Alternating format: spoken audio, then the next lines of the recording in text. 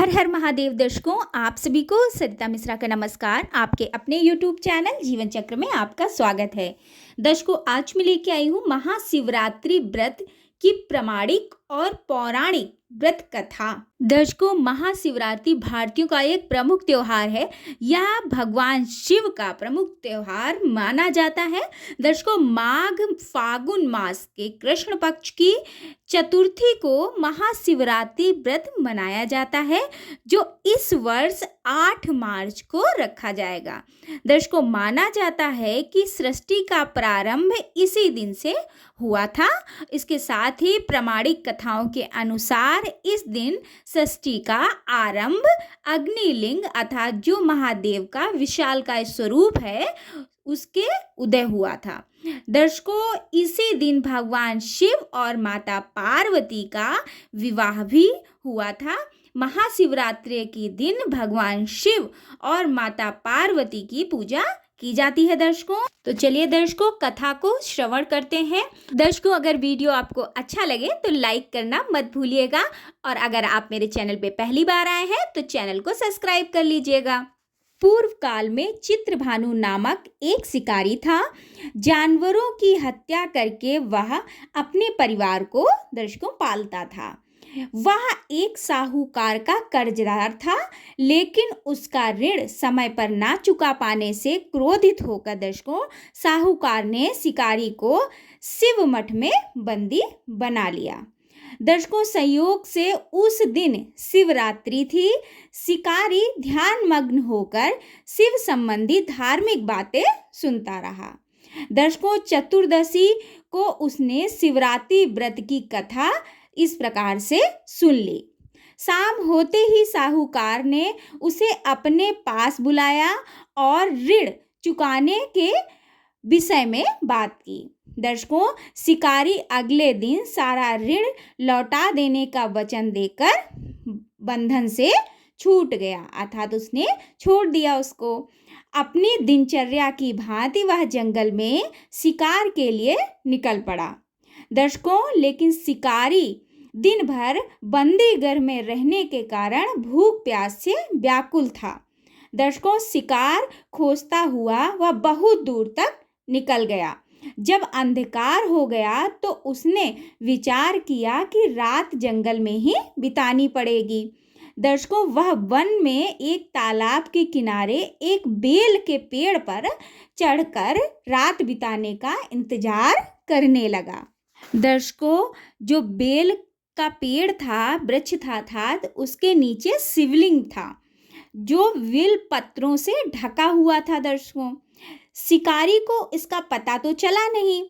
पड़ाव बताने समय उसने जो टहनियाँ तोड़ी वे संयोग से दर्शकों शिवलिंग पर गिरती चली गईं। दर्शकों, इस प्रकार दिन भर भूखे प्यासे शिकारी का व्रत भी हो गया और शिवलिंग पर विलपत्र भी चढ़ गए। दर्शकों, एक पहर रात्रि बीत जाने पर एक गर्भवती हिरणी तालाब पर पानी पीने पहुंची। दर्शकों, हिरणी को पानी पीता देख शिकारी ने धनुष पर तीर चढ़ाकर ज्यों ही प्रत्यंचा खींची, वैसे ही हिरणी बोल पड़ी कि मैं गर्भवती हूँ और शीघ्र ही प्रसव करूंगी। तुम एक साथ 2 जीवों की हत्या करोगे, जो ठीक नहीं है। मैं बच्चे को जन्म देकर शीघ्र ही तुम्हारे समक्ष प्रस्तुत हो जाऊंगी, तब मुझे मार लेना। दर्शकों, ऐसे कथन सुनकर हिरणी के शिकारी ने अपनी प्रत्यंचा ढीली कर दी और हिरणी जंगली झाड़ियों में लुप्त हो गई। दर्शकों, प्रत्यंचा चढ़ाने और ढीली करने के वक्त कुछ बिलपत्र अनायास ही टूटकर शिवलिंग पर गिर गए। दर्शकों, इस प्रकार से उससे अनजाने में ही प्रथम प्रहर का पूजन भी संपन्न हो गया। दर्शकों, कुछ ही देर बाद एक और हिरणी उधर से निकली। शिकारी की प्रसन्नता का ठिकाना ना रहा। दर्शकों, समीप आने पर उसने धनुष पर बाण चढ़ाया। तब उसे देख हिरणी ने विनम्रता पूर्वक निवेदन किया कि हे शिकारी, मैं थोड़ी देर पहले ऋतु से निर्वत हुई हूँ। कामातुर विरहिणी हूँ, अर्थात अपने प्रिय की खोज में भटक रही हूँ। मैं अपने पति से मिलकर शीघ्र ही तुम्हारे पास आ जाऊंगी। शिकारी ने उसे भी जाने दिया। दर्शकों, इस प्रकार 2 बार शिकार को खोकर उसका माथा ठनका। वह चिंता में पड़ गया कि रात्रि का आखिरी पहर बीत रहा है। इस बार भी धनुष से लगकर कुछ बिलपत्र शिवलिंग पर जा गिरे। दर्शकों, दूसरे पहर की पूजा भी संपन्न हो गई। दर्शकों, तभी एक अन्य हिरणी अपने बच्चों के साथ उधर से निकली। शिकारी के लिए यह स्वर्णित अवसर था। दर्शकों, उसने धनुष पर तीर चढ़ाने में देरी नहीं लगाई। तब तीर छोड़ते ही हिरणी बोली कि हे शिकारी, मैं इन बच्चों को उनके पिता के हवाले करके लौट आऊंगी। इस समय मुझे मत मारो। दर्शकों, इस प्रकार शिकारी हंसा और बोला, सामने आए शिकार को छोड़ दूं? मैं ऐसा मूर्ख नहीं हूँ। पहले मैं 2 बार अपना शिकार खो चुका हूँ। मेरे बच्चे भूख और प्यास से व्यग्र हो रहे होंगे। दर्शकों, उत्तर में हिरणी ने फिर कहा, जैसे तुम्हें अपने बच्चों की ममता सता रही है, ठीक उसी प्रकार शिकारी, मुझे भी अपने बच्चों की ममता है। हे शिकारी, मेरा विश्वास करो, मैं इन्हें इनके पिता के पास छोड़कर तुरंत लौटने की प्रतिज्ञा करती हूँ। दर्शकों, इस प्रकार से हिरणी का दुख भरा स्वर सुनकर शिकारी को उस पर दया आ गई। उसने उस मृगी को भी जाने दिया। दर्शकों, शिकार के अभाव में तथा भूख और प्यास से व्याकुल शिकारी अनजाने में ही बेल वृक्ष पर बैठा बेलपत्र तोड़ तोड़ कर नीचे फेंकता जा रहा था। दर्शकों, जब पाँव फटने को हुई तो एक हष्ट-पुष्ट मृग उसी रास्ते पर आया। दर्शकों, शिकारी ने सोच लिया कि इसका शिकार वह अवश्य करेगा। दर्शकों, शिकारी की जैसे ही उसने धनुष पर बाण लगाया, मृग विनती स्वर में बोला कि हे शिकारी, यदि तुमने मुझसे पूर्व आने वाली 3 मृगियों को और छोटे छोटे बच्चों को मार डाला है तो मुझे भी मारने में विलंब मत करना, ताकि मुझे उनके वियोग में एक क्षण भी दुख ना सहना पड़े। दर्शकों, इस प्रकार मृग ने कहा, यदि तुमने उन्हें जीवन दान दिया है तो मुझे भी कुछ क्षण का जीवन दान देने की कृपा करो। मैं उनसे मिलकर तुम्हारे समक्ष प्रस्तुत हो जाऊंगा। दर्शकों, फिर शिकारी ने उसे भी जाने दिया। इस प्रकार प्रातः हो गई।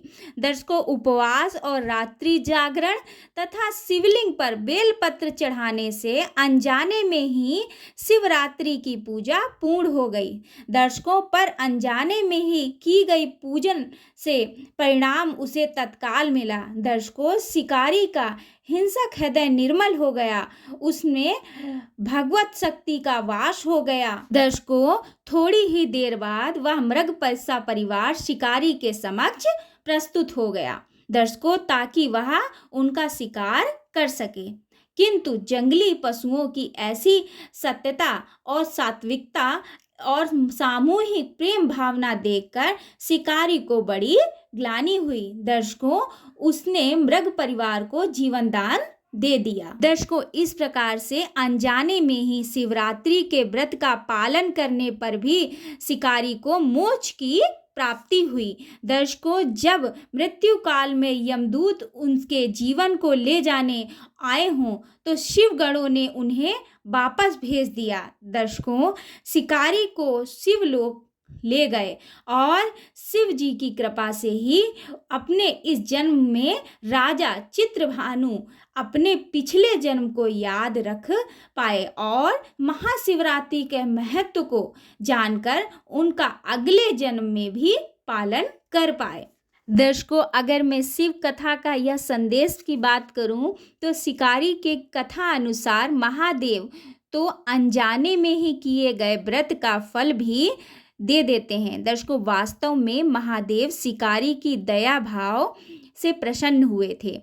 अपने परिवार के कष्ट का ध्यान होते हुए भी शिकारी ने मृग परिवार को जाने दिया।